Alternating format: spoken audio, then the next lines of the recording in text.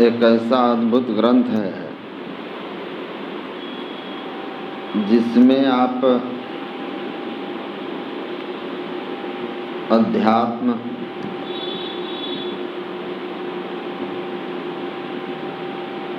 के साथ साथ सामाजिक नीति, राजनीति, पारिवारिक नीति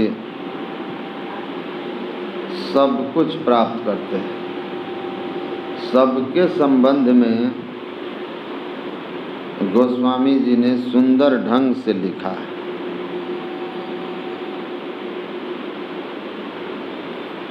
राजा को कैसा होना चाहिए,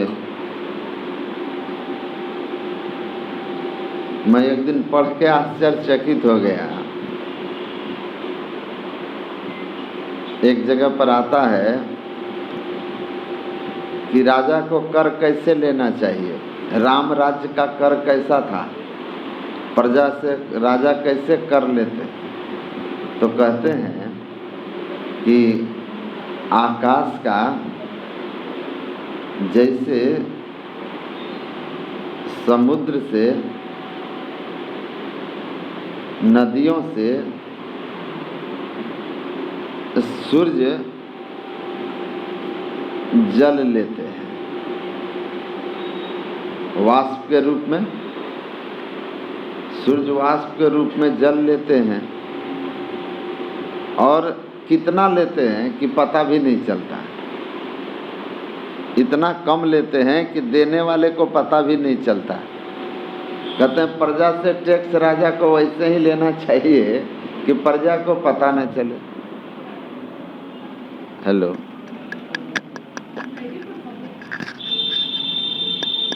हाँ?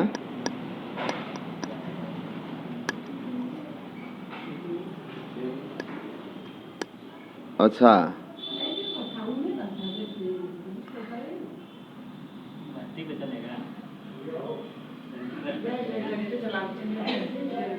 जनरेटर चलाएंगे।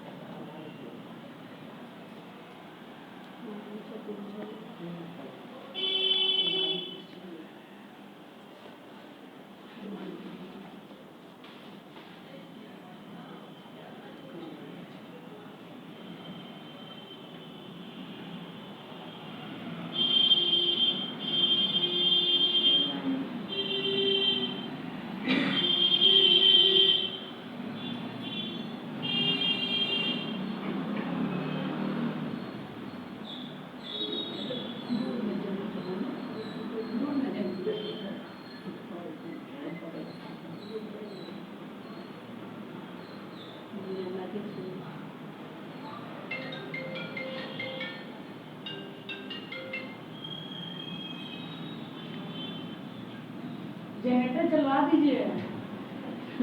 हेलो,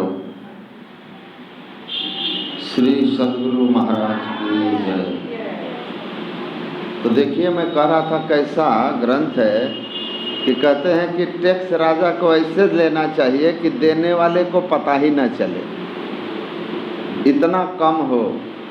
और वो टैक्स क्या करे, किसके लिए? तो समुद्र के पास बहुत है, उससे लिया और ले जा कर के ऐसे जगह उस टैक्स को बरसा दिया कि सारे फसल लहलहा गए। तो लो अमीरों से टैक्स, पर लो इतना कि देने वाला भी खुशी से दे दे कि मेरा धन गरीब के हित में जा रहा है, उसे भी बोझ न लगे, और वो टैक्स गरीबों के कल्याण में चला जाए। तो बहुत शोध करके आर्थिक व्यवस्था पर भी रामचरितमानस का एक अद्भुत व्याख्यान है।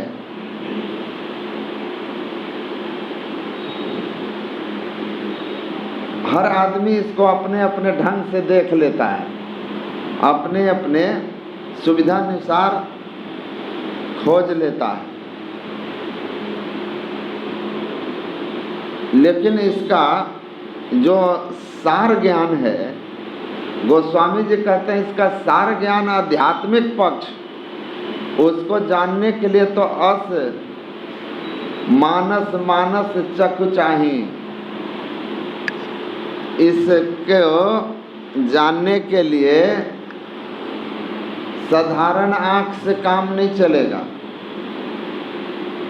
इस रामचरितमानस को सही ढंग से परखने के लिए ये आंख नहीं, मानस चक्षु चाहिए।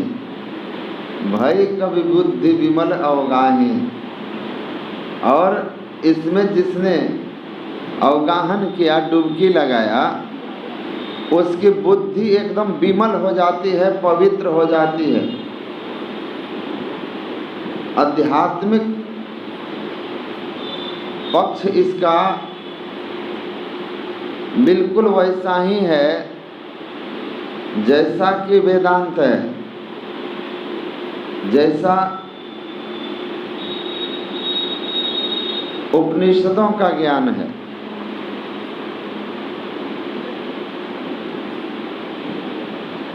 अभी हम लोग इस रामचरितमानस के आध्यात्मिक पक्ष को सुन रहे थे।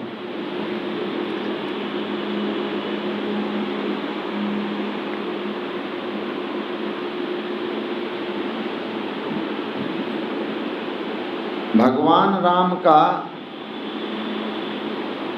स्वरूप पूज्यपाद महर्षि संसेवी जी कहते थे कि एक रूप होता है, एक स्वरूप होता है, एक स्वरूप होता है। स्वरूप आध्यात्मिक पक्ष है। रूप इस आँख से जो आप देखते हैं वो सब रूप है। इस आँख से जो कुछ देखा जाता है वो सब के सब रूप हैं। रूप के साथ कुछ है, सवस्त्र, निर्वस्त्र। वस्त्र विहीन कोई है, नग्न है, तो कहेंगे निर्वस्त्र है। असवस्त्र वस्त्र के साथ है, तो वस्त्र, आप वस्त्र के साथ दो हुआ ना, एक वस्त्र है और दूसरा वो जो वस्त्र का साथ किया है, तो दो हुआ कि नहीं हुआ? तो निर्वस्त्र और सवस्त्र, निर्गुण और सगुण, जो गुण से अलग है, गुण विहीन है, और एक गुण के संग है, सगुण, गुण सहित, सत रज तम तीन गुण के साथ है, उसको कहते हैं सगुण। जन्म लिया, उत्पन्न हुआ, प्रकट हुआ, जो कह लीजिए, कुछ काल संसार में रहा और फिर संसार से ओझल हो गया, चला गया, सगुण।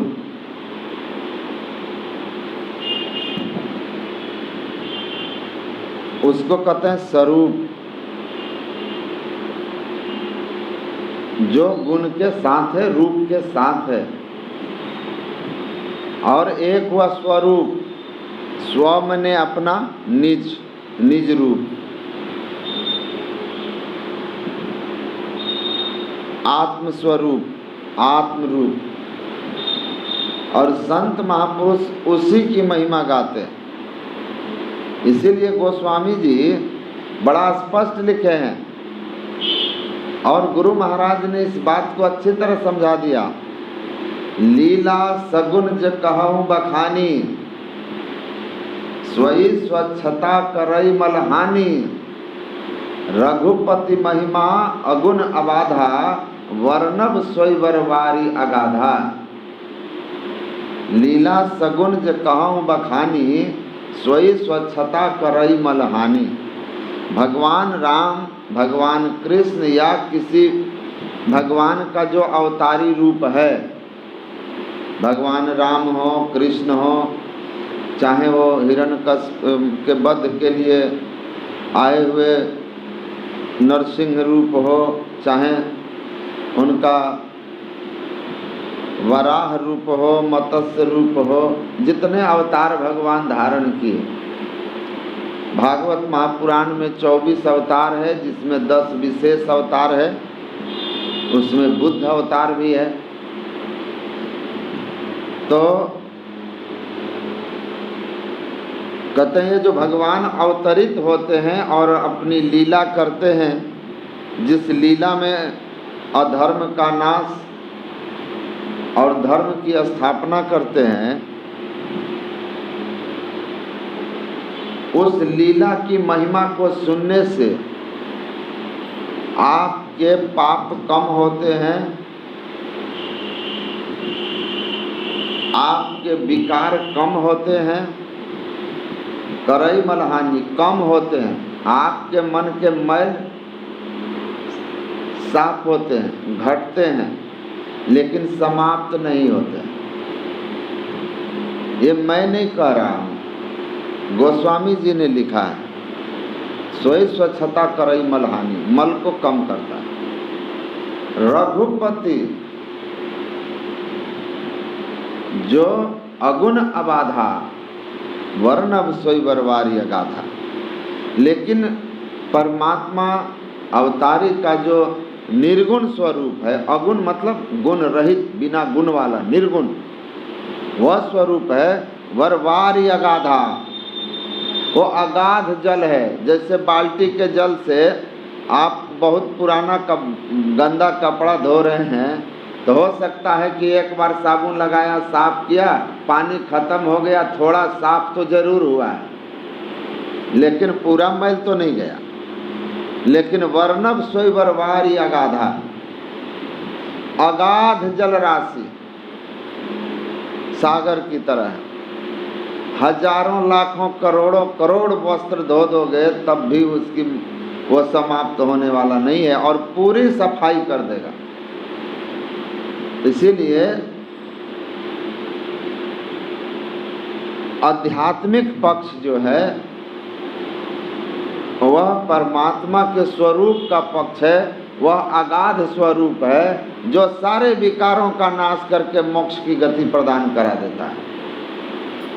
और सगुण लीलाओं का महिमा पुण्य होता है, पाप घटता है, बुद्धि विवेक अच्छे होते हैं, मन की कुछ हद तक सफाई होती है और उस पुण्य के फलस्वरूप स्वर्गादि लोकों की प्राप्ति भी होती है। तो सगुण लीलाओं की भी महिमा बहुत है, पर मोक्ष गति नहीं, जन्म मरण का चक्र समाप्त नहीं होगा। तो निर्गुण जो होता है वह स्वरूप है, और वह स्वरूप कैसा, राम कैसे। बड़ा छोटा सा प्रसंग है गुरु महाराज का, लेकिन आपको पूरी तरह समझ में आएगा। गुरु महाराज के सत्संग का कार्यक्रम अयोध्या में था। लाल सखे जी महाराज गुरु महाराज को अयोध्या ले जा रहे थे। रास्ते में लाल सखे जी महाराज गुरु महाराज को हाथ जोड़ के कहते हैं कि गुरुदेव एक विनती है। कहा क्या? हरिद्वार से एक वेदांती आए थे। उन्होंने कहा कि परमात्मा जो हैं वह सर्वव्यापी हैं। एको देव सर्वभूतेषु गूढ़ः। एक ईश्वर सब में छिपे हुए हैं, सर्वव्यापी, सब जगह हैं, सर्वभूतांतरात्मा, सभी जीवों के आत्मस्वरूप हैं, कर्माध्यक्ष, सभी जीवों के कर्म के फल दाता हैं। वो अच्छे बुरे कर्मों का फल देते हैं। भगवान राम ने भी कहा, काल रूप तिनके में भ्राता, शुभ और अशुभ कर्म फल दाता। शुभ अशुभ कर्मों का फल देता हूँ। राम झरोखे बैठ के सबका मुजरा ले, जाकी जैसी चाकरी ताको तैसी दे। कर्माध्यक्ष, सबके कर्मों का अध्यक्ष है। साक्षी चेतो केवलो निर्गुणस्य, सबके कर्मों के साक्षी भी हैं, सबका मुजरा ले, देखते हैं और कर्म फल भी देते हैं, कर्मों पर नजर भी रखते हैं। कोई उनसे कुछ छिपा नहीं सकते। कैवल्य स्वरूप, निर्गुण स्वरूप है। तो उन्होंने कहा कि भगवान का यह स्वरूप है, इसलिए जिनका जन्म अयोध्या में हुआ उनको भगवान नहीं कह सकते, क्योंकि वो सब जगह नहीं थे। वो लाल सखे जी महाराज ने कहा, जब भगवान राम के इस सगुण स्वरूप का खंडन किया कि वो भगवान नहीं थे, भगवान तो सब जगह होते, तो अयोध्या के 5-6 महंत उस सत्संग में उपस्थित थे। उन लोगों ने 5वीं मंजिल वाले धर्मशाला, जिसमें उनका कथा चल रहा था, सत्संग चल रहा था, प्रवचन हो रहा था, उसी धर्मशाला के 5वीं मंजिल पर ले गए और वहां से सीधा फेंक दिए। और जो इस तरह से खंडन किया वहीं मर गया। कहा, गुरु महाराज, हमारे यहाँ भी कहा जाता है ईश्वर का स्वरूप कैसा है, जो परम तत्व, आदि अंत रहित, असीम, अजन्मा, जन्म नहीं लेता, अजन्मा है। वो भी कहा अजन्मा है ईश्वर, वो तो जन्म लिए। अजन्मा, आदि अंत रहित, असीम, अजन्मा, अगोचर, इंद्रियों से परे, सर्वव्यापक, और सर्वव्यापकता के भी परे है। उसे ही सर्वेश्वर सर्वाधार मानना चाहिए। ईश्वर वही है, ईश्वर का वही स्वरूप है। तो हम लोगों का भी वहां सत्संग होगा, विवाद हो सकता है। गुरु महाराज ने कहा कि तुम चलो, हम केवल प्रवचन करेंगे। उन सारे महंत को बुला के लाना जो उसको उठा के फेंक दिए थे, बुला के ले आना, हम प्रवचन सुनाएंगे। संत पलटू साहब के आश्रम में कार्यक्रम हुआ था 3 दिनों का। सब लोग आए थे और गुरु महाराज ने प्रसंग करते हुए कहा कि भगवान, जब जब धर्म की हानि होती है, अधर्म की बढ़ोतरी हो जाती है, तो भगवान इस धराधाम पर अवतरित लेते हैं। जब जब हो ही धर्म के हानि, बाढ़ असुर अधम अभिमानी, तब तब धरि प्रभु विविध शरीरा, हर ही कृपा निधि सज्जन पीरा। तो अवतरित होते हैं। राम महाराज दशरथ के घर अवतरित होते हैं, धर्म की स्थापना और अधर्म के नाश के लिए। भगवान अवतरित होते हैं उनके दशरथ जी के पुत्र बनकर, कौशल्या माता के पुत्र बनकर।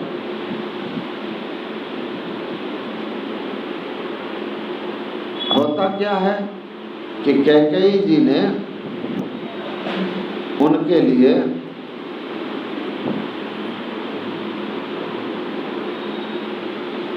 चौदह वर्ष वनवास, तापस भेष विशेष उदासी 14 वर्ष राम वनवासी। भगवान राम के लिए 14 वर्ष का वनवास मांग लिया। भगवान राम वन चले गए। भगवान राम के वन चले जाने से दशरथ जी को राम का वियोग हुआ।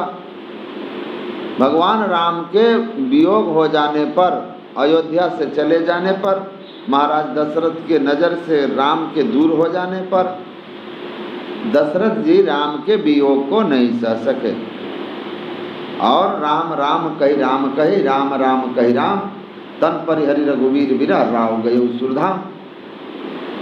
दशरथ जी महाराज कहाँ चले गए? सुरधाम, स्वर्ग चले गए। शरीर त्याग दिया, स्वर्ग चले गए। राम का वियोग उनको सहा नहीं गया तो सुरधाम, स्वर्ग चले गए। और स्वर्ग क्या है? सुख का स्थान है, जहाँ पुण्य जब तक होता है तब तक रहा जाता है। यही तनकर फल विषय न भाई, स्वर्ग स्वल्प अंत दुखदाई। जब पुण्य छीन हो जाएगा तो भगवान कृष्ण भी कहते हैं कि छीने पुण्य मर्तलोके विशंति तेतम भुक्त्वा स्वर्गलोकम विशालम, छीने पुण्य मर्तलोके विशंति। आप अपने पुण्यों का भोग स्वर्ग में करते हैं, जब पुण्य छीन होता है फिर आपको संसार में आना पड़ता है, मुक्ति नहीं होती है, फिर संसार चक्र है। तो भगवान राम के चले जाने पर भगवान के वियोग में उनके पिता दशरथ जी महाराज का शरीर त्याग हो गया, क्योंकि राम उनकी नज़रों से ओझल हो गए थे, अलग हो गए थे, दूर चले गए थे उनसे। और वही राम जब बन जाते हैं और महर्षि वाल्मीकि के समीप पहुंचकर कहते हैं, हे ऋषि, मुझे अपने पिता के आज्ञानुकूल 14 वर्ष वनवास में बिताना है, तो कृपा कर मुझे यह बताएं कि मेरे लिए कौन सा स्थान रहने का उचित होगा। और यही पाठ हुआ है कि मैं कौन से जगह पे जाके रहूं जो मेरे लिए अच्छा होगा, वनवास सुविधाजनक ढंग से गुजर जाए, जहाँ पानी की फल फूल की व्यवस्था हो। तो क्या कहते हैं वाल्मीकि जी?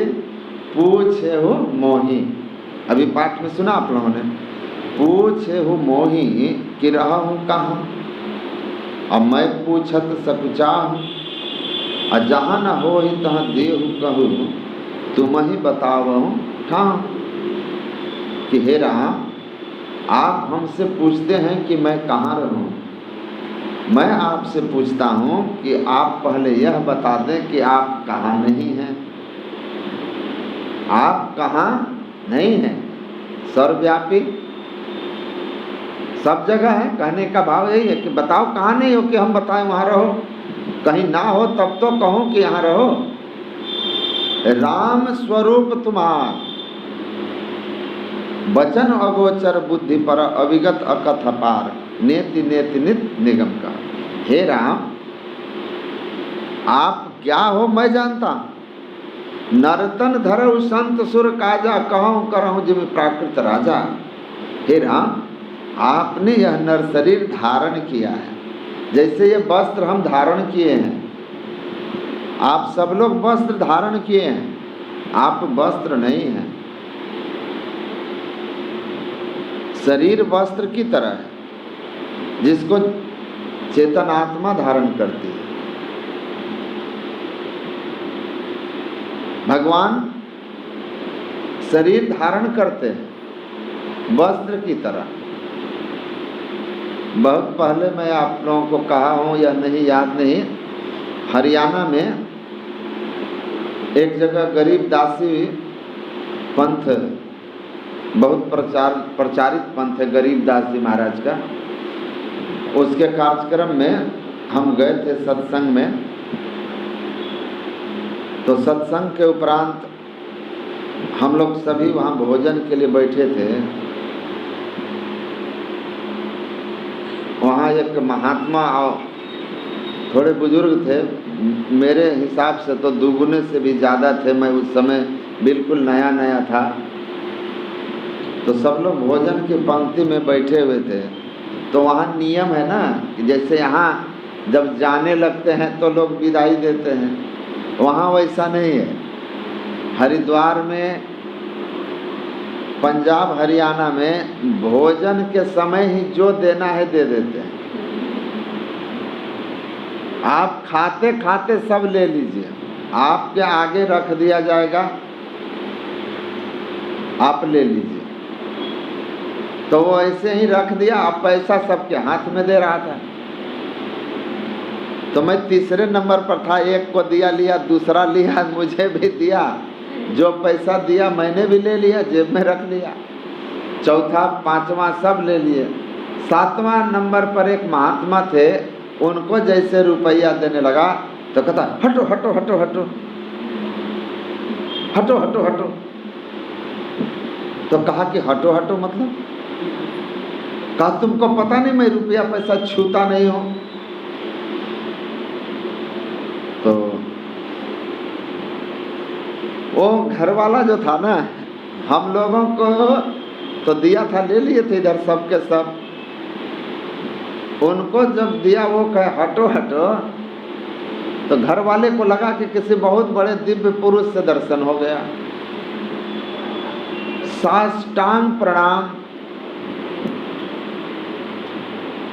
उनके लिए साष्टांग प्रणाम, हम लोगों को तो सीधा हाथ जोड़ रहे थे, उनको तो सीधा लंबा होकर प्रणाम किया। कोई दिव्य महापुरुष मिल गए, आज मेरा पुण्य प्रकट हो गया। प्रणाम किया और प्रणाम करके अब प्रणाम श्रद्धा से किया, ऊपर से पैसा भी बच रहा था। अब देखिए जाने लगा तो महात्मा जी कहते हैं, गरीब दासी ही थे, क्या सुनो हमारा दक्षिणा। वो तो वापस जा रहा था, तो कहते हैं हमारा दक्षिणा। तो कहता है कि जी आप बोले छूते नहीं है। हाँ छूता नहीं हो, और ऊपर से कपड़ा ओढ़ते हैं ना, चादर। तो गर्मी का दिन धोती कहीं टुकड़ा ओढ़े हुए थे ऊपर से, उसका जो किनारा होता है ना, खूंट जिसको बोलते हैं, उसको ऐसे बढ़ाते हुए बोला कि इसमें बांध दो। छूते तो नहीं है, इसमें बांध दो। हम इधर तीसरे चौथे नंबर पर बैठे थे, नई उम्र थी, नया उम्र था, थोड़ा सा बालकपना भी था। सबके सामने ही मेरे मुंह से निकल गया, महाराज जी रुपया पैसा, महाराज जी माया छूते नहीं है। वो बोला माया, रुपया नहीं बोला।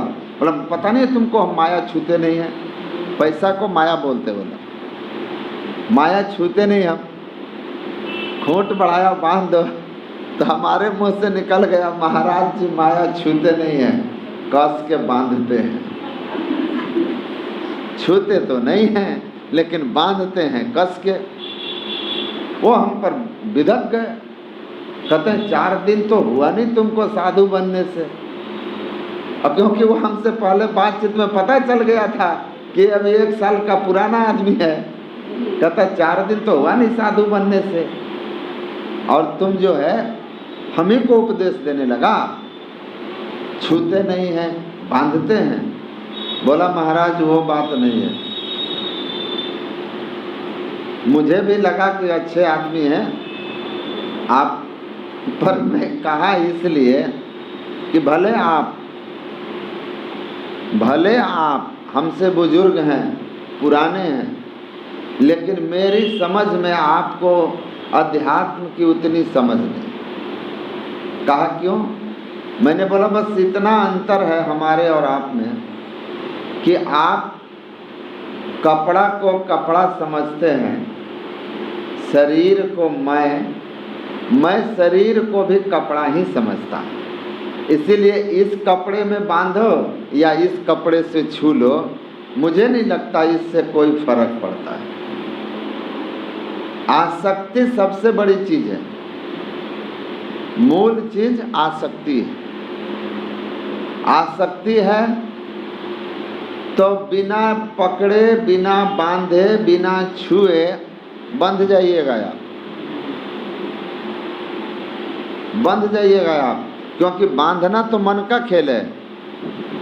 द्वय पदे बंध मोक्षाय निर्ममेति ममेति च, निर्ममेति ममेति बंधते जंतु निर्ममेति विमुक्तये। महाभारत में है कि बंधन और मोक्ष, ममता और निर्ममता है, आसक्ति और अनासक्ति है। अनासक्ति मुक्ति है और आसक्ति बंधन है। और आसक्ति और अनासक्ति तो भीतर होता है ना, वो भीतर है। तो जिसको आसक्ति हो गई वो बंध गया। आसक्ति आ जाती है, लगता है अब इसके बिना तो हम रह ही नहीं सकते, चाहे वो आसक्ति कार की हो। तो मन में जब कार की आसक्ति होगी तो लगेगा जब तक कार नहीं आ जाएगा हम चैन नहीं लेंगे। पर कार आ जाने से कौन सा चैन आ जाता है? चैन आएगा? तो आसक्ति अनासक्ति मूल बात है। आसक्त हैं तो दूर से भी बंधे हुए रहेंगे, और अनासक्त हैं तो राजा जनक के पास गए थे उपदेश के लिए।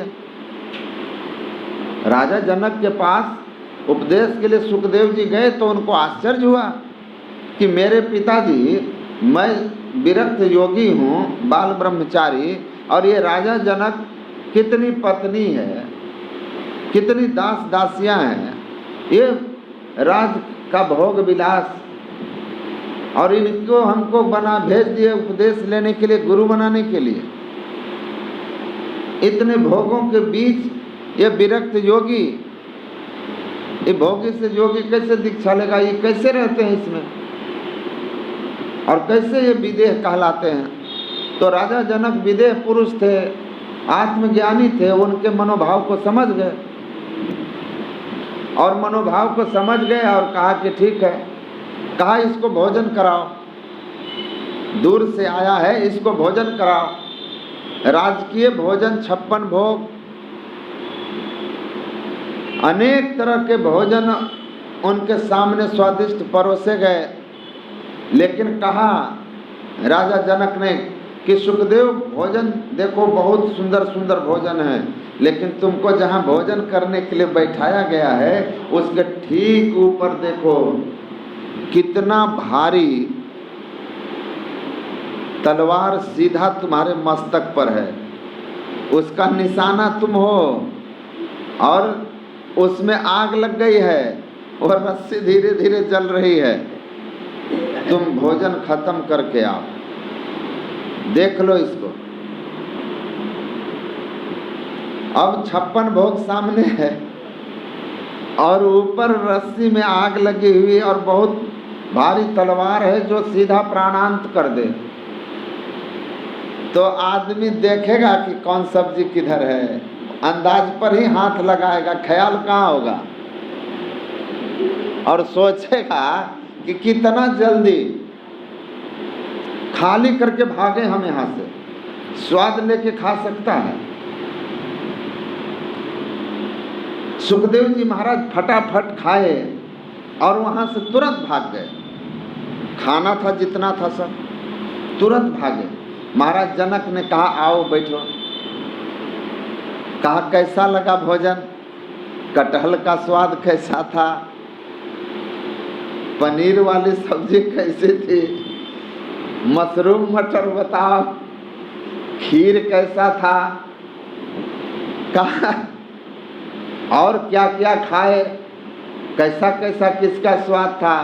हाथ जोड़कर कहा महाराज स्वाद की बात छोड़िए, हम तो देखे भी नहीं कि क्या क्या था, हमने तो देखा भी नहीं कि क्या क्या था, हम तो उठाया, हम तो केवल खाने में थे, ख्याल तुम्हारा ऊपर था, सिर पर काल लटक रहा था, सामने काल लटक रहा हो, मौत सामने खड़ी थी, तो हम मौत को देख रहे थे कि कब गिर जाएगा। भोजन तो हम देखे नहीं, आप स्वाद पूछ रहे हैं, तो आप देखा भी नहीं, कुछ नहीं पता कैसा था, नहीं, अरे नमक वगैरह कुछ तो पता चला होगा, कहा कुछ पता नहीं चला हमको, न मीठा पता चला न नमकीन पता चला, कौन क्या है वो तो बाद की बात। हम समय से जल्दी जल्दी खाकर महाराज आ गए, क्योंकि मुझे अपने सिर पर मौत दिख रहा था। तब राजा जनक ने कहा कि तुम आए थे तो तुम्हारे मन में एक प्रश्न था, इतने भोगों के बीच राजा जनक वैरागी विरक्त विदेही क्यों कहलाते हैं, विदेह क्यों कहलाते हैं, इनको विदेह क्यों कहा जाता है? तो मैं इस सब भोगों के बीच इसी तरह अपने सिर के ऊपर, तू क्यों गफलत में पड़ा, सिर पर बैठा काल, मैं सतत अपने मौत को स्मरण रखता हूँ, इसलिए भोगों में मेरी कोई आसक्ति नहीं है। तो सब भोगों को ग्रहण करता हुआ भी महाराज जनक विदेह थे, अनासक्त थे। तो आप अनासक्त हैं तो सबके बीच में भी मुक्त हैं, और नहीं तो बन के गए कल्पना उपजे तौथों कहाँ समावे, आज जंगल चले गए, वहाँ भी भीतर अगर संसार है तो कहाँ जाइएगा भाग के, भीतर मन है, मन तो साथ लेके गए हैं ना। इसीलिए अनासक्ति मुक्ति, आसक्ति बंधन है। आसक्ति का अर्थ होता है किसी चीज के प्रति आपका लगाव, खिंचाव, लगाव खिंचाव जहाँ हो गया बंधन हो गया, बांध दिया। मौलाना रूम जा रहे थे, कुछ शिष्य लोग भी थे साथ में। मौलाना रूम ने देखा एक आदमी गाय खरीद के ले जा रहा था, वो गाय अपने मालिक के यहाँ जाना नहीं चाहती थी। नए मालिक के यहाँ जाने में संकोच होता है, पुराने मालिक के यहाँ भागना चाहती थी, तो वो रस्सी खींच के लेके जा रहा था, गाय बंधन में बंधी मजबूर होके जा रही थी। मौलाना रूम कहते हैं अच्छा बताओ तो इसमें तुमको कौन मालिक लग रहा है? कहा कि जो आगे आगे किसान जा रहा है मालिक है। और कहा कौन मुक्त है, कौन बंधन में है? कहा गाय बंधन में है, गले में रस्सी है, और गाय न चाहते हुए भी किसान जिधर चाहता है उधर उसको जाना पड़ रहा है, इसीलिए किसान स्वतंत्र है जिधर जाए, गाय बंधन में है जिधर किसान ले जाए, अपनी इच्छा नहीं। कहा वाह बिल्कुल सही। थोड़ी देर के बाद धीरे धीरे मौलाना रूम वहाँ सट करके एक चाकू निकाल करके वो रस्सी को धीरे से, तेज चाकू थी, फल काटते थे, धीरे से रस्सी में सटाया और रस्सी कट गई। किसान को लगा कि गाय रस्सी तोड़ दी और गाय भाग चली, गाय भागी।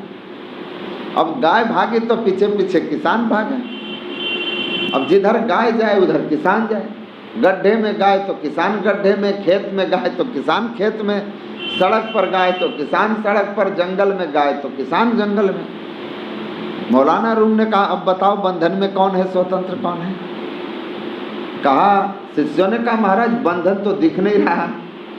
तो बोला कि बंधन दिख नहीं रहा तो पहले किसान रस्सी खींचता था जिधर उधर गाय जाती थी, अब तो गाय जिधर जाती है किसान जा रहा है,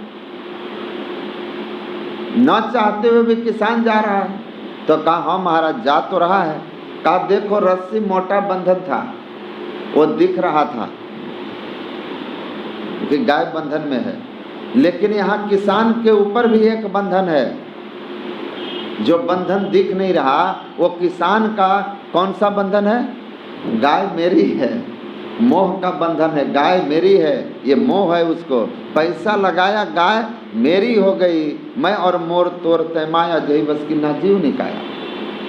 ये उसको मैं का मोह का बंधन, मेरे होने का बंधन उसको बांध लिया, और इसलिए ये गाय मेरी है, ये मोह।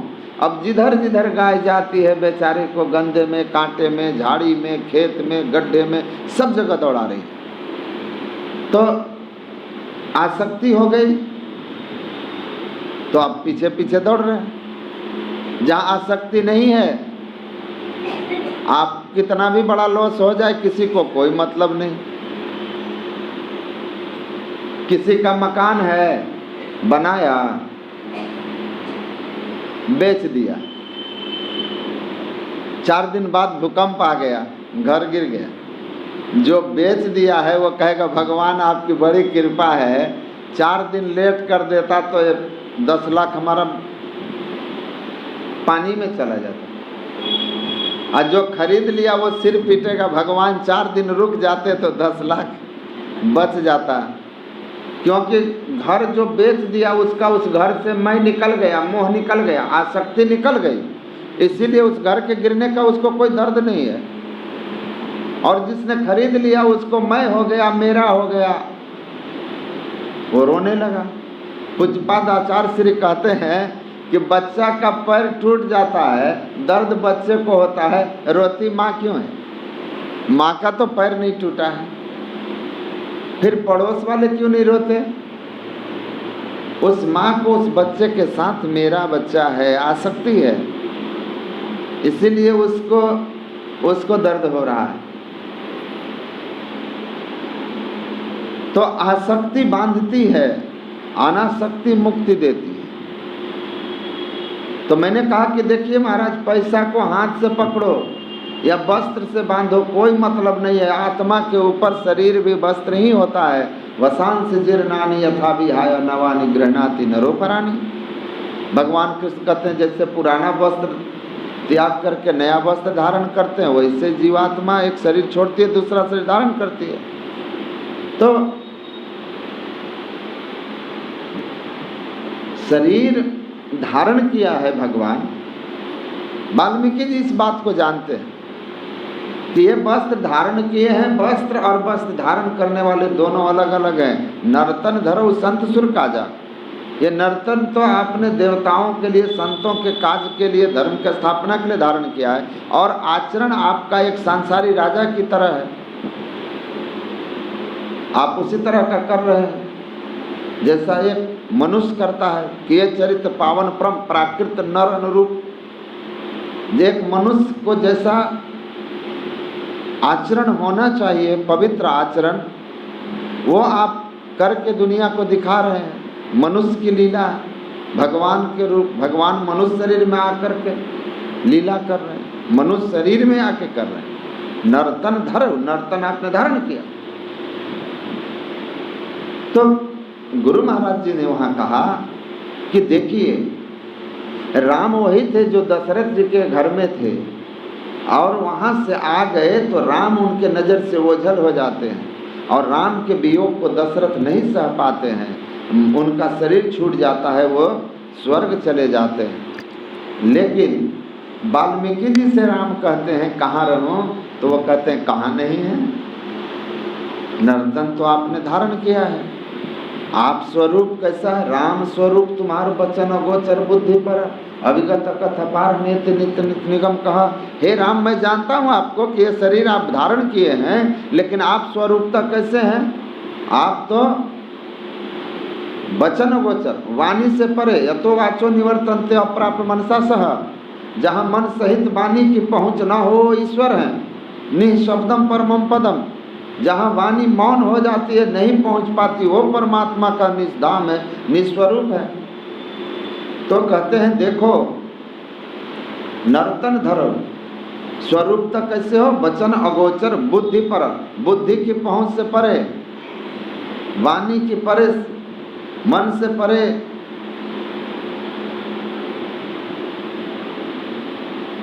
सर्वव्यापक, अविगत, कहीं से खाली नहीं, अविगत अकथाना अपार।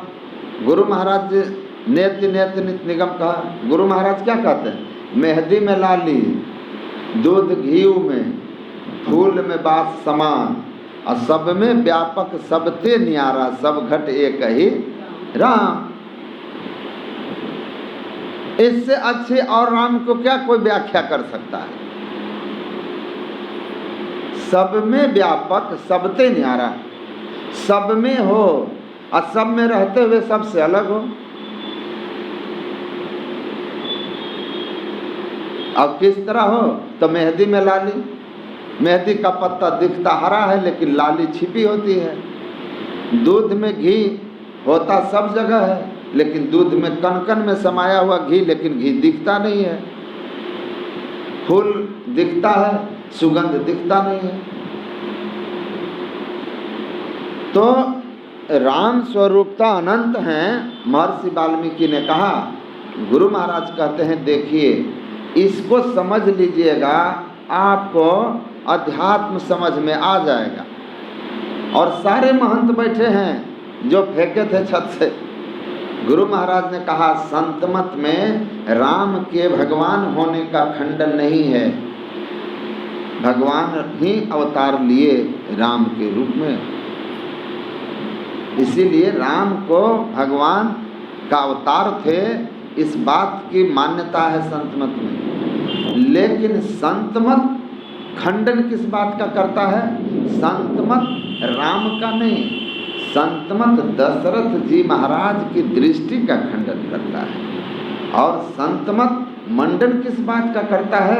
महर्षि वाल्मीकि की दृष्टि प्राप्त करने के लिए कहता है।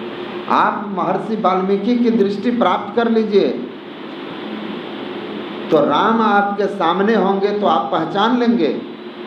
अगर आप राम के महर्षि वाल्मीकि की दृष्टि नहीं प्राप्त कर सके, दशरथ जी महाराज की तरह रह गए, तो सामने राम रहेंगे और राम चले जाएंगे, आप शरीर को ही राम मानेंगे। शरीर के वियोग से ही भगवान शरीरधारी सामने रहेंगे और उनका वियोग होगा तो आपको दुख हो जाएगा। आप राम सब जगह होते हुए भी नहीं जान पाएंगे। पिता होने के बावजूद मुकुर मलिन और नयन विहीना, राम रूप देखहि किमि दीना। मुकुर मलिन और नयन विहीना, वह दृष्टि आत्मदृष्टि कहलाती है जो महर्षि वाल्मीकि के पास है। उस दृष्टि से परमात्मा सब जगह दिखते हैं। राम शरीर, राम के शरीर में व्यापक सर्वव्यापी राम, उसका ज्ञान हो जाता है तो आप मोक्ष प्राप्त कर लेते हैं, मुक्ति प्राप्त कर लेते हैं। और नहीं तो मुक्ति नहीं होती है, भले आप पिता ही हो जाएं, पिता होने का सौभाग्य प्राप्त कर लें, लेकिन जन्म मरण आपका नहीं छूटेगा। तो आत्मदृष्टि प्राप्त कीजिए। राम तो राम ही हैं, पहचानना आपको है। आप अंधे हैं, मुकुर मलिन और नयन विहीना मतलब अंधा। राम रूप देखें किमि दीना, वो राम के स्वरूप को नहीं देख सकता। तो ये इस आंख से नहीं, कितना सुंदर गरीबदास जी महाराज लिखे हैं,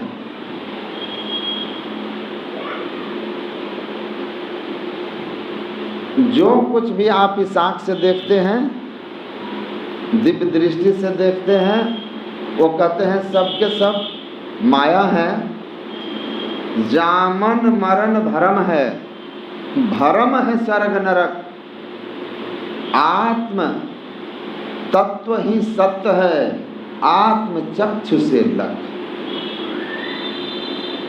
सारा जीवन का भ्रम आपका दूर हो जाएगा। लेकिन जब आत्म चक्षु होगा तब, आत्मदृष्टि खुलेगी तब। और ये आत्मदृष्टि प्राप्त करो, इसी का संत मत में उपदेश है।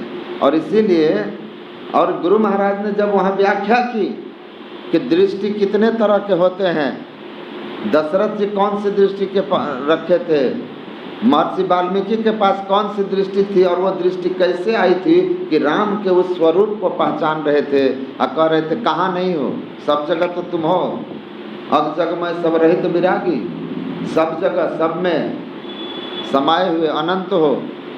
उस स्वरूप को देखने वाली दृष्टि, आत्मदृष्टि कैसे प्राप्त होती है? कौन सी साधना थी महर्षि वाल्मीकि को जो वो दृष्टि मिल गई थी?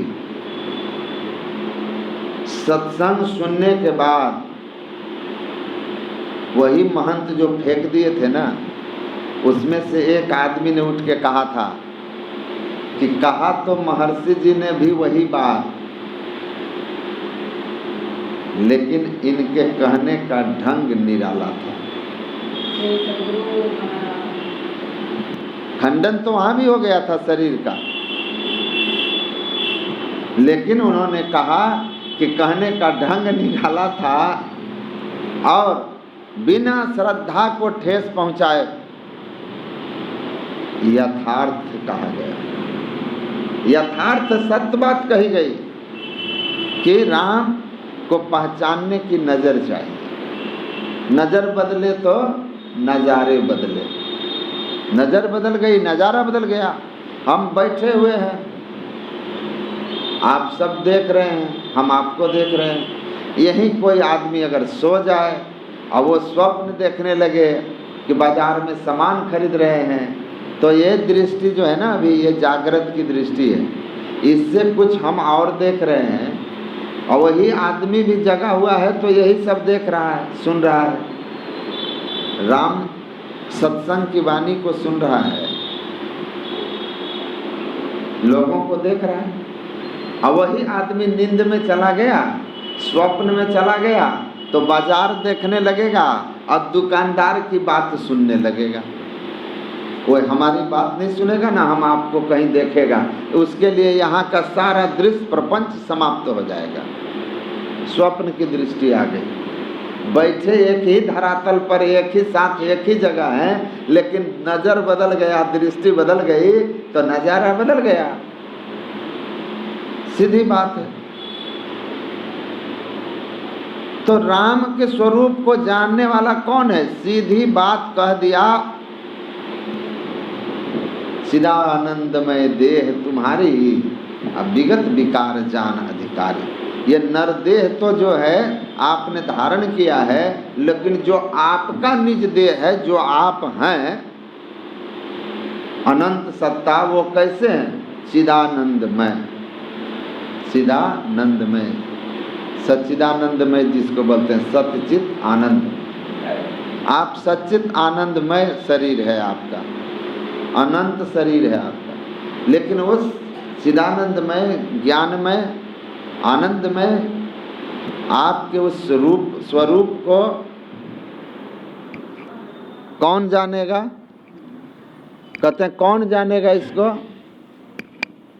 विगत विकार जान अधिकारी।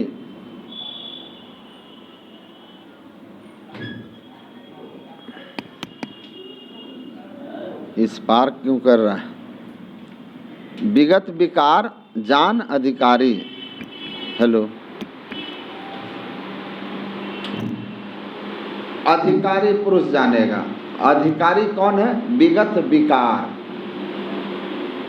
विगत विकार, विकार रहित, विकार रहित जन अधिकारी पुरुष हैं, जो हे राम तुम्हारे निज स्वरूप को जानते हैं, तुम्हारे असली तन को पहचानते हैं।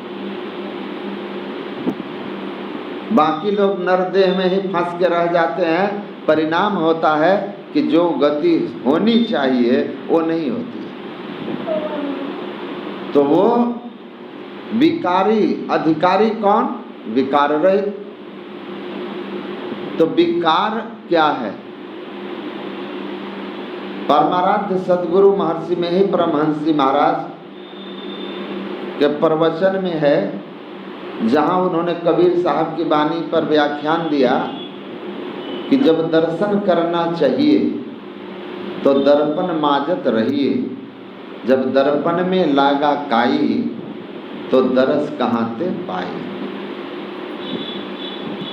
गुरु महाराज कहते हैं कि दर्पण में लागा काई तो दरस कहाँ ते पाई, और जब दर्पण दर्शन करना चाहिए तो दर्पण माजत रहिए।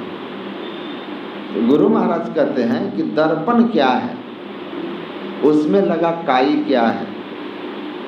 जो काई है वही विकार है, और उस काई से जो मुक्त हो गया वही विकार रहित है। ये जो चिदानंदमय देह है, जिसको केवल शरीर कहते हैं, सच्चिदानंदमय शरीर, निर्गुण शरीर कहते हैं, वह कैसा है? आनंद स्वरूप, ज्ञान स्वरूप, मुक्त स्वरूप। उसके ऊपर काई क्या है? कहते हैं चेतन के ऊपर, उसको चेतनमय शरीर कहते हैं, सच्चिदानंद। उस चैतन्य के ऊपर जो जड़ का आवरण है, महाकारण, कारण, सूक्ष्म और स्थूल, या स्थूल सूक्ष्म कारण महाकारण। ये जो जड़ावरण है, ये जड़ावरण ही उसके ऊपर लगा हुआ मैल या काई है। त्रैगुणात्मिका मूल प्रकृति,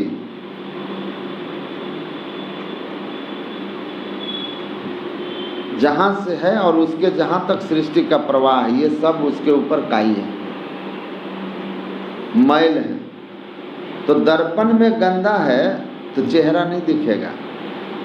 और यहाँ तो तुलसीदास जी कहते हैं कि मुकुर मलिन, कि दर्पण भी मलिन है और नयन भी हीना और आंख से भी हीन है, दोनों खराबी स्थिति है। राम रूप देखें कि मिदीना, वो राम के स्वरूप को कैसे देख सकेंगे, उस रूप को जो चिदानंदमय है।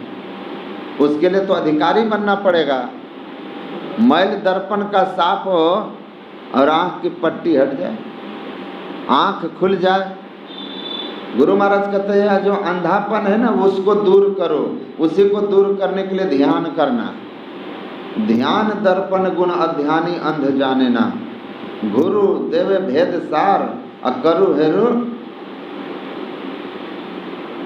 केरु हेरु ही नयन। गुरु महाराज कहते हैं कि ये जो ध्यान है, वह ध्यान करके आप उस नयन को खोज लेते हैं, उस नयन को ढूंढ लेते हैं, उस नज़र को प्राप्त कर लेते हैं, जिस नज़र से आप अधिकारी बन जाते हैं और राम को स्वरूपता पहचान लेते हैं, विकार आपके हट जाते हैं। तो इस विकार रहित होने के लिए ध्यान करना होगा। वाल्मीकि जी ने ऐसा ध्यान किया, बैठे ध्यान करने नारद जी से युक्ति लेकर ऐसा ध्यान किया कि सार शब्द को पकड़ लिया और उल्टा नाम जपत जग जाना, वाल्मीकि भय ब्रह्म समाना। वाल्मीकि जी ब्रह्म के समान हो गए, परमात्मा को जान गए। अभी कहा ना, तुम्हें रही कृपा तुम्हारी रघुनंदन, जान नहीं भगत भगत उर्चिंदन, सो जान नहीं यही देहु जनाई, जानत तुम्ही हो जाई। आपको जैसे कोई जाना वो आप में, और उसमें भेद खत्म हो गया, वह आप ही हो जाता है। ब्रह्म ज्ञानी आप परमेश्वर, ब्रह्मविद ब्रह्म स्वयं, ब्रह्म को जानने वाला स्वयं ब्रह्म हो जाता है। तो वह अपने आप में ब्रह्म ज्ञानी। भगवान राम ने हनुमान जी से कहा था, दर्शना दर्शने हित्वा स्वयं केवल रूपता, यह आस्ते कवि शार्दुल ब्रह्म स ब्रह्मविद स्वयं। स्वयं केवल रूपता, जो कैवल्य दशा में चला गया, जड़ावरण से मुक्त होकर अकेला हो गया, निर्वस्त्र हो गया, सारे वस्त्र उतार दिया। जाड़ा में देखते हैं full sweater, half sweater, kurta, गंजी सब हटा दिया, निर्वस्त्र हो गया। वैसे ही सारे जड़ के चारों आवरण हटा दिया, कैवल्य स्वरूप हो गया। उस समय उसको अपनी पहचान हो गई, और अपनी पहचान होते ही वो सर्वव्यापी परमात्मा की पहचान किया, उससे मिला, एक मेक होकर वही हो गया, भेद खत्म हो गया। साहब से साहब मिली साहब भया, कछु रही न तमाई। कोई भेद नहीं रह गया, मलुक साहब कहते हैं, कोई भेद नहीं रह गया। तो अधिकारी बनना है वाल्मीकि की तरह, तो हम स्वरूपतः राम को पहचान कर मोक्ष पालेंगे। उसी के लिए ध्यान करना होगा। वाल्मीकि की तरह उल्टा नाम का भेद जान करके उसको परखना होगा, और तब मोक्ष गति होगी। और उसके लिए साधना है, इतना आसान नहीं है। अध्यात्म के स्वरूप को ठीक से समझ लेना। बड़े बड़े लोग भ्रमित रहते हैं। हम तो बहुत दूर दूर घूमे, बड़े बड़े मतों के, पंथों के, महामहंतों के साथ धर्म सभाओं में संबोधन किया। अभी फिर हमारा पंजाब में 30 नवंबर को एक विराट धर्म सम्मेलन में जाना है, और उसका प्रसारण टीवी से होगा उस धर्म सम्मेलन का। और फिर 10, 11, 12 को आमंत्रण पूना से मिला है। संत तुकाराम जी महाराज की 500वीं जयंती पर एक अंतर्राष्ट्रीय समारोह हो रहा है। संत महात्मा लोग बहुत दूर दूर से पधार, वहाँ से भी हमको आमंत्रण आया है, वहाँ भी हमको जाना है पंजाब से, वहाँ से फिर सीधे पूना चले जाएं। हम बड़े बड़े सभाओं में गए, बड़े बड़े लोगों को सुना, लेकिन बहुत थोड़े मत के लोग हैं, पंथ के लोग हैं। जैसे रामकृष्ण मिशन हुआ स्वामी विवेकानंद जी महाराज का, राधा स्वामी मत वाले हुए, कबीर पंथ वाले हैं, स्वरूप का वर्णन सही करते हैं।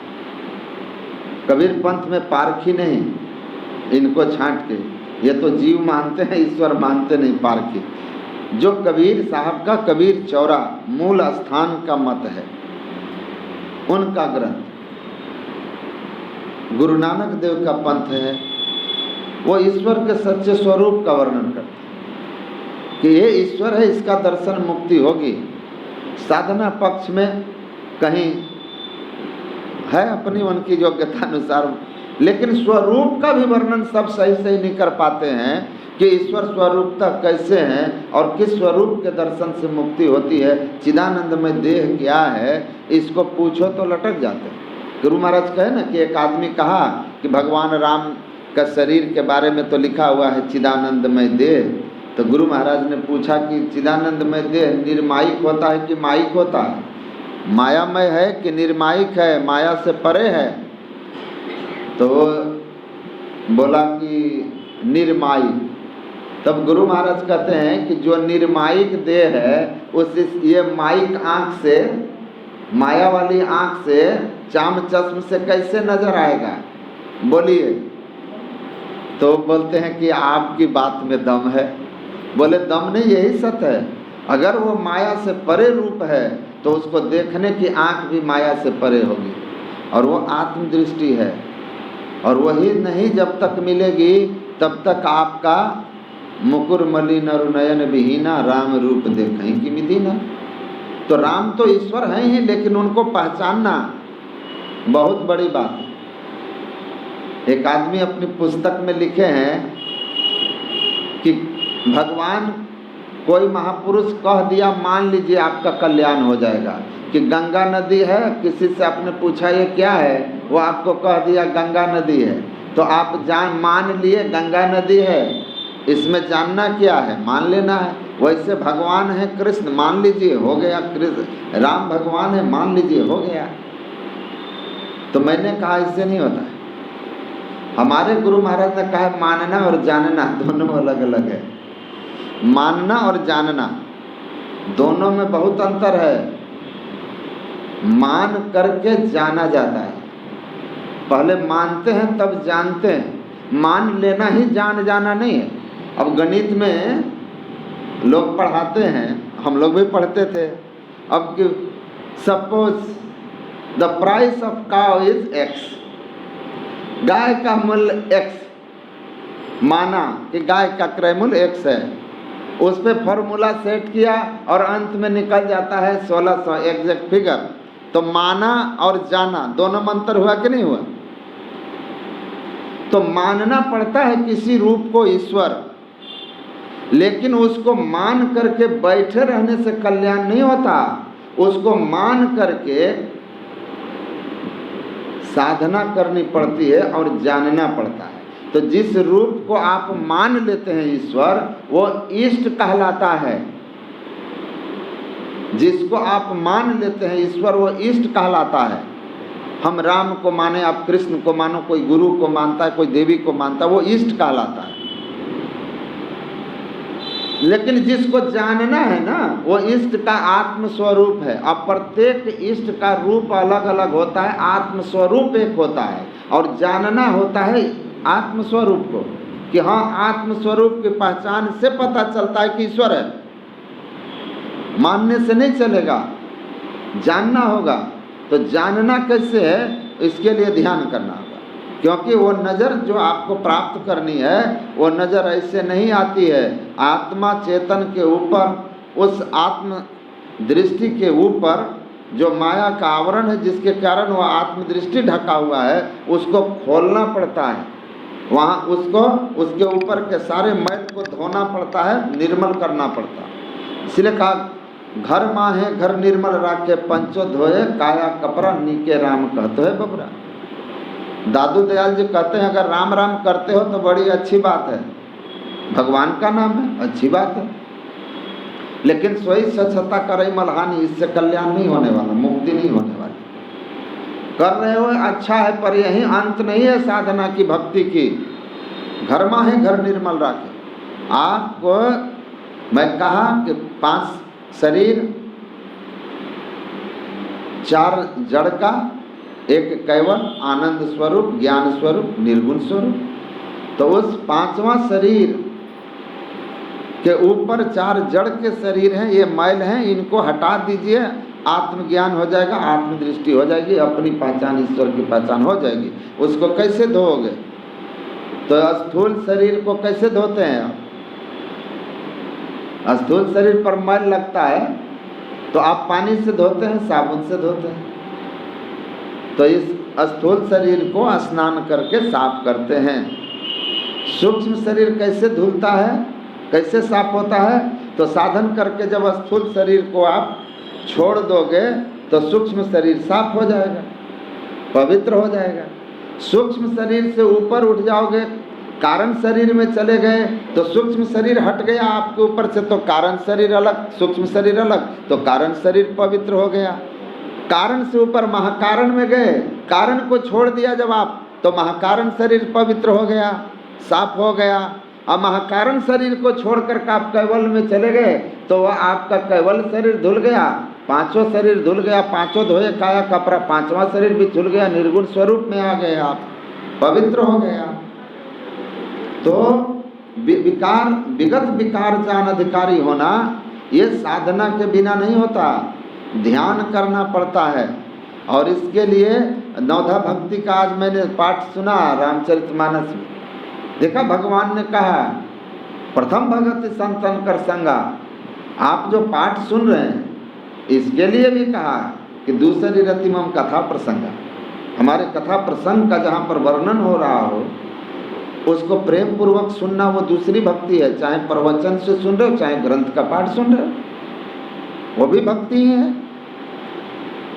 गुरुपद पंकज सेवा तीसरी भक्ति अमान, गुरु की सेवा करना तीसरी भक्ति है। तो चौथी भगति मम गुण गना करई कपट तजिगान, ईश्वर के गुणों का वर्णन कपट को छोड़ के कीजिए तो चौथी भक्ति है। एक आदमी बैठे, एक आदमी बड़े अमीर आदमी थे, सब लोग जाते हैं भगवान के पास प्रार्थना करने, वो भी कर रहा है। करोड़पति आदमी भगवान के मंदिर में गया, वो भी हाथ जोड़ लिया और देखा देखी कह रहा है, नहीं विद्या है न बुद्धि है, नहीं खर्चन को दाम। हे भगवान, आपकी प्रार्थना में कैसे करूं, पूजा में कैसे करूं, आपकी सेवा कैसे करूं? न विद्या है न बुद्धि है, नहीं खर्चन को दाम।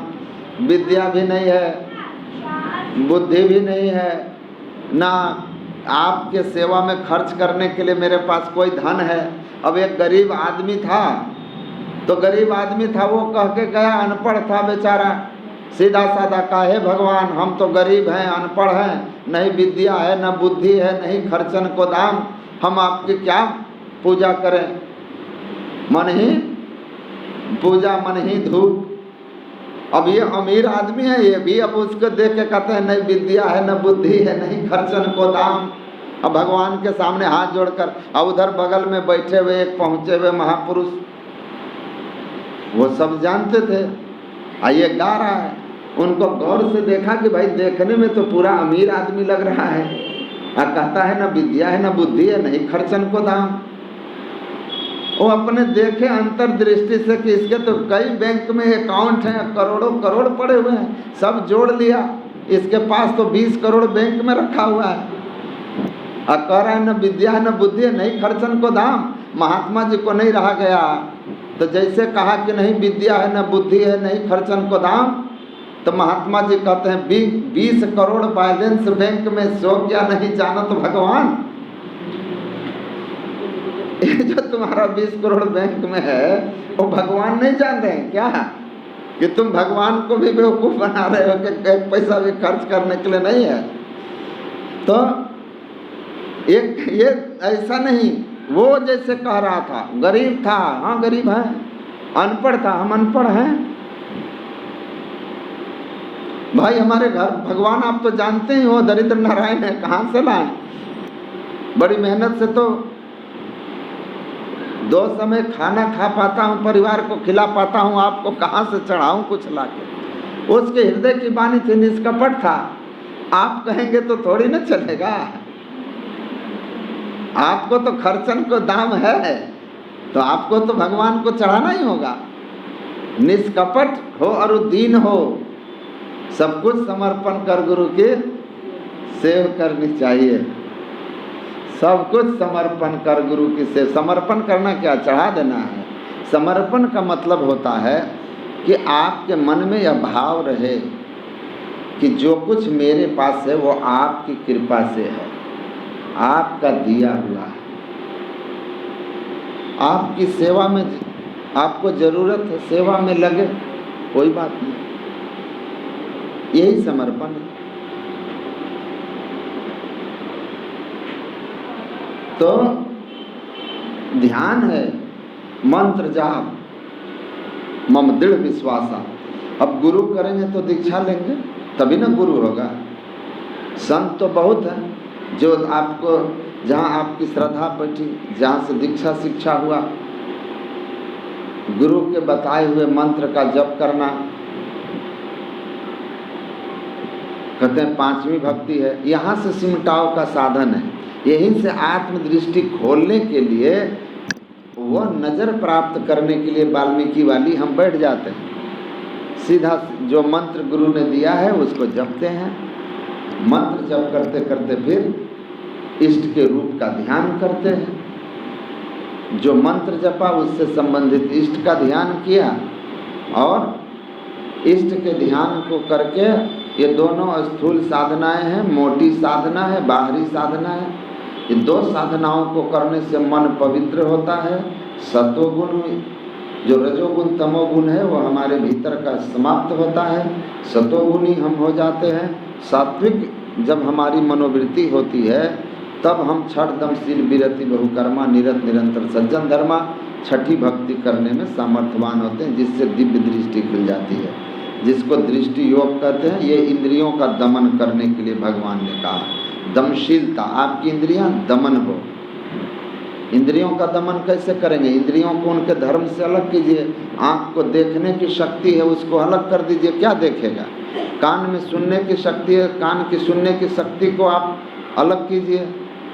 जिह्वा में स्वाद की शक्ति है, जिह्वा को स्वाद शक्ति से विमुख कीजिए। तो ये कैसे होगा? तो इनमें शक्ति कहाँ से आती है? चेतन की शक्ति है, बिजली की शक्ति है, बल्ब में, पंखा में, माइक में। तो माइक एम्पलीफाई कर रहा है आवाज़ को, वो बल्ब लाइट दे रहा है, पंखा हवा दे रही है। तो ये सब कुछ कहाँ से हो रहा है? बिजली के कारण हो रहा है। अब बिजली चली जाती है तो सबके सब एक साथ मृतक हो जाते हैं। तो ये सुरत निरत मन पवन एक कर, हो जीवन मृतक समान रे। नानक जीवतिया मरी रही है, ऐसा जो कमाई। तो ऐसी साधना है छठ दमशील विरति बहुकर्मा, दमशीलता कि इंद्रियों का निग्रह हो जाता है, यानी इंद्रियों में जो चेतन की धार है, ज्ञानमयी धार है, सिमट जाती है। तो नींद में चले जाने पर आपको कुछ ज्ञान नहीं होता, पर वो आप नीचे उतर जाते हैं। और ध्यान में क्या होता है कि इंद्रियों को समेट करके आप ऊपर उठ जाते हैं, आप ऊपर की उठ जाते हैं, दिव्य दृष्टि खुल जाती है, अंधकार के जगह प्रकाश में चले जाते हैं। और दिव्य दृष्टि होते ही दिव्य लोक का दर्शन होने लगता है, देवी देव सब आपको अनुभव होने लगते हैं, स्वर्ग नरक सूक्ष्म लोक सबका ज्ञान होता है, वो दृष्टि आपको मिल जाती है। और इंद्रियों से चेतन धारें सिमट गई, न कान को कुछ सुनाई देगा, न आँख से कुछ दिखेगा, क्योंकि इसमें धार ही नहीं है, ज्ञानमयी धार निश्चेष्ट है। तो दृष्टि योग की क्रिया है, इसमें युगल दृष्टि धारों को जोड़ते ही चेतन की धार सिमट के ऊपर की ओर चली जाती है। जैसे चेतन की धार एक बिंदुता पर केंद्रीभूत होती है दसम द्वार में, इंद्रियां निश्चेष्ट होकर के सब स्वाभाविक रूप से दिव्य दृष्टि खुलती है, दिव्य दृष्टि खुल जाती है, प्रकाश हो जाता है, हम वहां से ऊपर उठ जाते हैं। उसके बाद छठी सातवीं भक्ति आती है, सातम सम महिमय जग देखा, अमोते संत अधिक कर लेखा। उस आगे वाली लाइन छोड़ दीजिए, सातम सम महिमय जग देखा। भगवान राम कहते हैं सातवीं भक्ति सातम सम मोहिमय जग देखा, संपूर्ण संसार परमात्ममय दिखना चाहिए। वासुदेव सर्वम, भगवान कृष्ण कहते हैं सभी के सब परमात्मा ही है, ऐसा आपको दिखना चाहिए। सब में परमात्मा दिखने लगे, ऐसा आपकी नज़र हो जाए, वो दृष्टि आत्मदृष्टि कहलाती है। और उसके मिलते ही सातों सम, सम के क्या कर रहे हो, रखो ना आगे, बंद करो उसको। सातों सम, सम का अर्थ क्या होता है? समता, समता की प्राप्ति। भेद कौन करता है? भेद किससे होता है? भेद का कारण कौन है? भेद दृष्टि किससे होती है? मैं और मेरा, मन का खेल। मन, मैं पहले भी कहा ना, मन जिसको अपना मानता है वो अपना, और जिसको अपना नहीं मानता है पराया। आज जिसको मन कह रहा है कि अपना है, उसको मानेगा, उसके आने पर खुश होगा। और कल किसी कारण से मन उससे विरक्त हो जाए, उसको आते देखकर दुखी होगा। मन जब तक आपका है, मन का संग, अपना और पराया मन का खेल है। जिसको अपना माने उसके सुख दुख आपके अपने सुख दुख, जिसको पराया मान लिया वो कहाँ जाए, उससे आपको कोई मतलब नहीं रहता है। मित्र, मन मानता है जिसको अपना, वो मित्र है। जिसको मन अपना मानना छोड़ दिया कोई नहीं है। जिसको मन दुश्मन मान लिया वो दुश्मन हो गया। आदमी वही है, आदमी वही रहता है, मन अपना पराया कर देता है। तो मन का सारा खेल है, सारा खेल मन का। तो मन का निग्रह हो जाए, समत्व दृष्टि हो जाएगी। मन निग्रह होते, मनोलय होते ही मन के खोल से चेतन मुक्त हुआ कि आप मुक्त हुए। आप समझिए मन के खोल में बंधे हुए, मन पिंजड़ा है जिसके अंदर चेतन आत्मा रूपी तोता बंद है। दूध में घी की तरह चेतन आत्मा मन में है। दूध से घी को अलग करना है तो उसकी एक प्रक्रिया होती है। दूध को अलग कर दीजिए मत करके, तो अंतर साधन करना है। और जाकर एक स्थिति आती है जहाँ से मन उत्पन्न हुआ है, वहाँ पर जाकर के मन अलग हो जाता है, चेतन आत्मा मुक्त हो जाती है। मन लय हो गया, मर गया, वहाँ से चेतन आत्मा मुक्त हो गई। प्राण पुरुष आगे चले सोई करते बखाना हो, सहज कमल दल पार में मन बुद्धि हिराना। तो अपने अंदर में चलते चलते उस स्थिति में पहुंचा जाता है। साधना की अवस्था है वो ऐसे नहीं आती है। तो समता की प्राप्ति हो जाए तो भगवान कहते हैं सातवीं भक्ति। तो समता कैसे आएगी? मनोनिग्रह कैसे होगा? सब में एक भाव कैसे देखेंगे? मैं वो महान से थे ना, मैं उनको कहा ना कि राम में भगवान को देखना, राम को भगवान मानना, ये श्रद्धा है, ये श्रद्धा है। कृष्ण में भगवान को देखना, कृष्ण को मानना, ये श्रद्धा है। यहाँ से भक्ति शुरू होती है। लेकिन रावण में भी राम को देखना, कंस में भी राम को देखना, ये भक्ति की पराकाष्ठा है, भक्ति की इतिश्री है। रावण और राम तत्वतः एक ही हैं। आत्मज्ञान हो जाता है। आत्मज्ञान की अवस्था है। सिया राम मैं सब जग जानी, तो सब जग में रावण नहीं था। तो शरीर रावण कौन बना? ईश्वर सबके हृदय में थे, तो रावण के हृदय में क्या था? कुछ और तो नहीं था। लेकिन मन और बुद्धि के संग से रावण के अंदर में जो ईश्वर अंश था, वो मन बुद्धि के संग से कुकर्म के पथ पर था, इसलिए राक्षस था। और राम या जो महापुरुष हुए, उनके शरीर का जो मन बुद्धि है वो सत्कर्म की ओर चला, पूजनीय हो गया। तो सब घट मेरे साइया सुनी सेज न कोई, बलिहारी व घट की जा घट प्रगट होए। कहते कोई ऐसा घट शरीर नहीं है दुष्ट से दुष्ट हो और नीच से नीच हो, कीट पतंग कुछ भी हो, सबके अंदर परमात्मा है। लेकिन महिमा उस शरीर की हो जाती है जिस शरीर में परमात्मा को प्रत्यक्ष कर लिया गया। वो संत हो गए। तो कहते सब संतन की बड़ी बलिहारी। आपने नहीं किया, आपकी कोई बलिहारी नहीं, कोई बलिहारी नहीं। बलिहारी उनके जिन्होंने उनको प्रकट किया।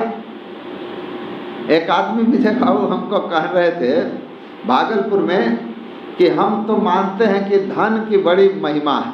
हम बोले धन की बड़ी महिमा है, ये तो हम भी मानते हैं, तो लेकिन सबसे बड़ा चीज़ धन है ये तो हम नहीं मानते।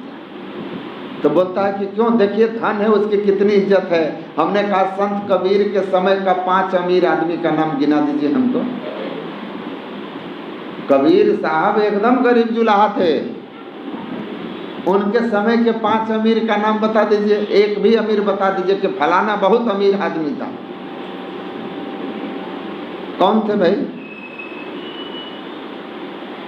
धनी धरनी दास से भी करोड़पति लोग उस समय थे। लेकिन धरनी दास उनके शिष्य को तब लोग जाना जब वो कबीर साहब के शरण में आके संत हो गए, उसकी बानी चलती है तो आप कहते हैं बड़े अमीर शिष्य थे।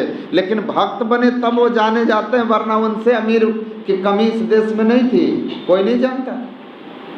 रविदास जी जूता सीते थे, अब बनारस में तो और भारत में तो बड़े बड़े अमीर लोग होंगे, उनको कौन याद रखा है? लेकिन रविदास जूता सीते हुए भगवान की संपदा उनके पास थी, उन्होंने साधन किया, अपने अंदर स्थित परमात्मा को प्रकट कर लिया था। इसीलिए बलिहारी व घट की रविदास जी की महिमा है, महिमा है। तो मैंने कहा कि धन जरूरी है, धन धर्म में लगाते हैं लोग, धन से बहुत सुख होता है, बहुत सुविधाएं होती है, बहुत तरह का सांसारिक व्यवस्था भी जरूरी है। लेकिन सबसे ऊंची चीज है भक्ति, उसके बाद ही कहीं कुछ है, उसकी बड़ी महिमा है। अब भक्त बन गए तो आप सबसे भाग्यवान हो गए, सबसे भगवान है भक्त हैं तो। और आपको भगवान धन दिया है, सम्मान दिया है, और उसके ऊपर से आप भक्त हो गए तो आपकी महिमा 4 चांद लग गई, आप में 4 चांद लग गया। इसीलिए समत्व अध्यात्म का ज्ञान ऐसा महान पूंजी है जो मिला तो आप बलिहारी व घट की आपकी महिमा हो जाएगी। तो सब में भगवान है, सब में भगवान। तुलसीदास जी कैसे थे? कहा बंधम और सज्जन चरना, सज्जनों का चरण का वंदना किया, देवताओं का वंदना किया और सज्जन का भी वंदना कर दिया। सिया राम मैं सब जग जानी, जड़ चेतन जग जीव जता सकल राम मैं जानी। तुलसीदास कहते हैं जड़ चेतन सब जीव राममय है, ईश्वरमय है, सबको प्रणाम करता। वो दृष्टि साधन करके आई थी, आत्मदृष्टि हुई थी। तो आत्मदृष्टि को प्राप्त करने के लिए साधन करना होता है। वो 7वीं भक्ति जब करते हैं, जो भेद पैदा करता है वो मन है। मन ऐसा चश्मा है जिसके पीछे से देखिएगा तो कोई हरा, कोई पीला, कोई नीला, अलग अलग रंग का दिखाई देगा। भेद पैदा होता है। प्रिज्म के गुजरने के बाद सूरज की किरण एक दिखती है। अब प्रिज्म ऐसे ला के बीच में खड़ा कर दीजिए, अब प्रिज्म के गुजरने के बाद उस किरण को देखिए तो 7 रंगों में बंटा हुआ दिखता है। तो कहते हैं कि सूर्य में 7 रंग है, सूर्य के प्रकाश में 7 रंग है। प्रिज्म के पहले एक, प्रिज्म से गुजर के 7, मन से मुक्त हो गए तो सर्व खलविंदम ब्रह्म, अब मन के संग हो गए तो सब अलग अलग, नर नारी कुत्ता बिल्ली सब अलग अलग। तो प्रिज्म है मन, जैसे इससे झांके बाहर आप भेद दृष्टि, मन से निकले आप बाहर, एक संत को एक है, अनेक असंत को। आत्मदृष्टि होगी, एक एक हो जाएगा। अभी यहाँ सब लोग बैठे ना, आदमी ही है ना सब, पता चल रहा है कोई पुरुष है कोई स्त्री है। आप जाइए एक्सरे कराने, किसी का मजाल है एक्सरे देख के कह देगा कि किसका एक्सरे है? नाम नहीं लिखा हो, आपको कहे अपना एक्सरे ढूंढ लीजिए तो इसमें कौन है, आप निकाल लीजिएगा। आपके पैर का एक्सरे है निकाल लीजिएगा, सीने का एक्सरे है निकाल लीजिएगा कि ये मेरा सीना है, निकाल सकता है कोई? एक्सरे में पहचान होती है? नहीं, सब एक जैसा दिखता है ना। अब अगर एक्सरे मशीन हो तो सब आदमी क्या दिखाई देंगे एक्सरे मशीन को? हड्डी का ढांचा। अगर किसी की आंख एक्सरे मशीन जैसी हो जाए तो यहाँ कोई नर नारी काला गोरा सांवला रहेगा? कोई रहेगा? बोलिए। स्त्री पुरुष, गोरा काला सुंदर क्रूप जो भी आप कहते हैं, कोई दिखेगा? हड्डियों का ढांचा नजर आएगा, केवल और केवल हड्डी। आत्मदृष्टि ऐसी ही दृष्टि है जो शरीर को नहीं देखता, शरीर को स्थूल, ये जो चाम चश्म है ना, वही इस स्थूल तन को देखता है। आत्म दृष्टि जब खुलती है ना तो वो एक्सरे वाली आंख है, वो कुछ नहीं देखता कि नर है कि नारी है, जड़ है कि चेतन है। उसको केवल और केवल उसके अंदर छिपा हुआ जो है मांस के अंदर छिपा हुआ हड्डी, उसके इस शरीर के अंदर व्यापक परमात्मा, संसार में छिपा हुआ ब्रह्म नजर आता है। ऐसी नजर आ जाती है मशीन वाली। वो ध्यान करके होता है, वो 7वीं भक्ति मनोनिग्रह, मन का निग्रह करने के लिए दृष्टि योग की क्रिया के बाद नाद योग की क्रिया होती है। ईश्वरीय शब्द जिससे सृष्टि हुई है, जिसको हम लोग कहते हैं स्फोट, विज्ञान में पढ़ाया जाता है उसको बोलते हैं स्फोटवाद का सिद्धांत। एक जिसको बिग बैंग थ्योरी कहते हैं फिजिक्स में, कि बहुत जोर का एक विस्फोटक शब्द हुआ और उस शब्द से सृष्टि हो गई, उसको बिग बैंग थ्योरी कहते हैं। और हम लोग संत मत में और उपनिषद में उसको क्या बोलते हैं? परमात्मा की मौज हुई कि एक हूँ बहुत हो जाऊं। उस मौज से एक बहुत तेज शब्द हुआ, एक को हम बहुत श्याम, उसको ओम कहते हैं। एक ध्वनि हुई, जिस ध्वनि ने कहा अनेक होने का बोध था, उसमें भाव था, और उस ध्वनि ने ही संपूर्ण संसार की उत्पत्ति कर दी, बिग बैंग थ्योरी। तो वो कौन था जिसमें ये स्फोट हुआ था कि एक हूँ अनेक हो जाऊं? वही परमात्मा है। और वो जहाँ से शब्द हुआ, वो शब्द आज भी वहाँ से हो रहा है, सृष्टि में चल रहा है। जिस दिन वो शब्द सृष्टि से निकल जाता है ना, सृष्टि का प्रलय हो जाता है। अभी वो है, खटखट में होता, आप भी वह शब्द गम अपार है, सब में बज रहा है। उस शब्द को सुनिएगा ना तो जहाँ से शब्द उत्पन्न होता है ना, वो अपने उद्गम तक खींच लेता है।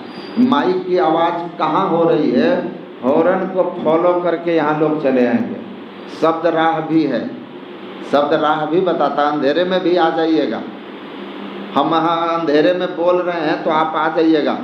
लाइट नहीं हो, बिल्कुल घोर अंधेरा हो और मैं बोल रहा हूँ, उस अंधकार में मेरी वाणी आपको रास्ता बताएगी कि आवाज़ यहाँ से आ रही है, राह को फॉलो कीजिएगा, मुझ तक पहुँचिएगा।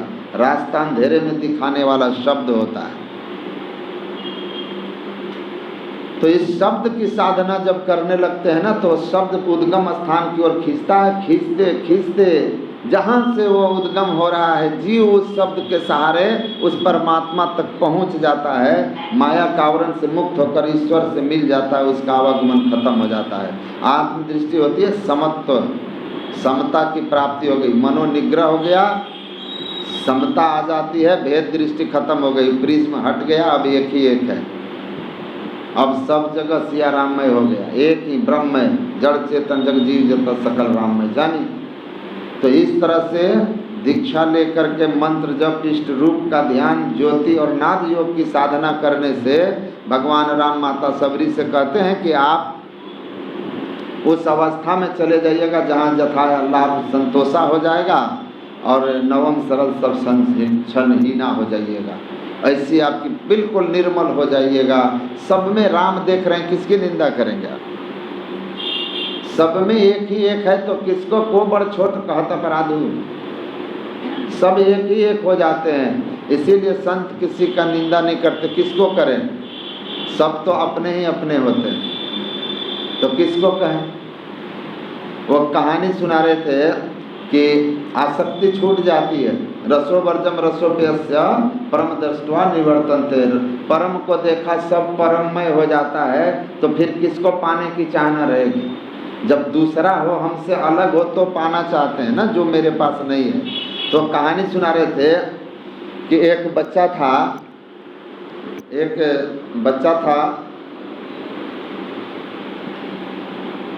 वो बड़ा हो गया, 15-16 साल के बाद 21-22 साल का हुआ, तो आकर के उसने जिद ठाना कि मैं विवाह करूंगा तो उसी लड़की से करूंगा। किसी लड़की के संबंध में। कहा कौन लड़की है जिससे विवाह करना चाहते हो तुम? कहा कि मैं अभी तो नहीं देखा, उसकी 5-6 साल की उम्र की तस्वीर देखा, और अब 15-16 साल हो गया तो 20-21 साल की हो गई होगी, तो मैं उसी लड़की से शादी करूंगा, नहीं तो नहीं करूंगा, आप पता कीजिए। मैं उसकी जब से तस्वीर देखा, मुझे उस लड़की से बहुत आकर्षण हो गया। कहा कि चलो। कहाँ देखा तस्वीर? ले गया एक जगह, कहा कि उनके दुकान पर देखा था, वहाँ गया, देख करके हंसने लगा। जो उनके पिता थे वो हंसने लगे। कहा क्या हुआ, क्यों हंस रहे हैं आप? कहा कि जानते हो ये क्या है? तो नहीं। कहा यहाँ पर भागवत महापुराण की कथा हुई थी, उस कथा में एक झांकी बना जिसमें राधा और कृष्ण का बालक रूप दिखाया गया था,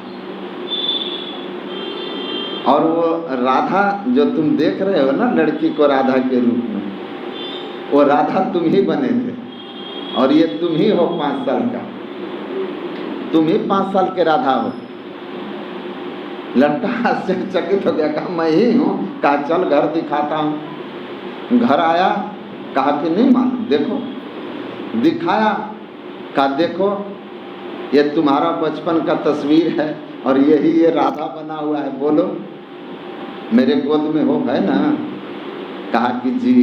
हंसने लगा। अब बताइए कि उसको उस राधा को पाने की तमन्ना रही? क्यों खत्म हो गया? जब तक वो नहीं जानता था कि वो भी मैं ही हूँ, तो वो मुझे चाहिए। जैसे जान गया कि वो मैं ही हूँ, अपनी अज्ञानता पर हंस रहा था। अब उसको पाने की तमन्ना ही खत्म हो गई, क्योंकि खोया ही नहीं था, वो वही था, वो वही था। तत्वमसि तुम वही हो, तत्वमसि तुम वही हो, तुम ही हो। तो जब सब रूप परमात्मा का और मैं परमात्मा हो गया, परमात्मा को जानकर, तो मुझसे अलग क्या है जो पाना चाहूं? स्वामी राम तीर्थ प्रोफेसर थे, स्वामी विवेकानंद गए जब वहाँ, तो उनको सोने की एक घड़ी उन्होंने गिफ्ट किया। राम तीर्थ उस समय तीर्थराम प्रोफेसर नाम थे, प्रोफेसर तीर्थराम शर्मा। घड़ी दिया स्वामी विवेकानंद को, सोने की घड़ी थी। स्वामी विवेकानंद जाने लगे तो घड़ी उठा करके उनके जेब में डाल दिया, कहा रखो, आप रखो। मैं अब इस घड़ी का उपयोग इसी जेब और इसी शरीर से करूँगा। मैं इस घड़ी का उपयोग अब इस शरीर से करूँगा, इसी शरीर से करूँगा। राम तीर्थ को लगा कि पढ़ते थे वेदांत कि सब शरीर में परमात्मा है, जो परमात्मा को जानता है परमात्मा हो जाता है। आज साक्षात से महापुरुष प्रत्यक्ष मिल गए, सोने की घड़ी दी, घड़ी मेरे जेब में डालकर कहते हैं अब मैं इस तन से इस घड़ी का उपयोग करूँगा, मतलब ये भी मेरा ही है, इस शरीर में भी मैं ही हूँ। राम तीर्थ अलग और विवेकानंद अलग नहीं है। मतलब उनका कहने का भाव था कि सब शरीर परमात्मा के हैं, सब शरीर में परमात्मा है। जब आपको आत्मदृष्टि होगी, आप स्वयं ब्रह्म ज्ञानी, आप परमेश्वर हो जाएंगे, तो सब आप ही आप हो जाएंगे। जब सब आप ही है तो फिर किसको पाना किसको खोना, आसक्ति रहेगी किसी से विशेष किसी से कम। सब आपको जैसे अपने से प्रेम वैसे सबसे प्रेम। इसीलिए कहा संत आत्मज्ञानी होते हैं और सबको अपना जैसा मानते हैं, अपना मानते हैं, इसलिए सबसे प्रेम करते हैं। जो उनको नहीं भी प्रेम करते उनसे भी प्रेम करते हैं, जो उनका अपमान करते हैं उसका भी सम्मान करते हैं। दांत जीभ को काट लेती है तो कोई हथौड़ा जीभ दांत पे नहीं मार देता कि जीभ को क्यों काट लिया, क्योंकि उसको पता है दांत भी हमारा, जीभ भी हमारा, दोनों हमारे हैं। सम्मान देने वाला अपमान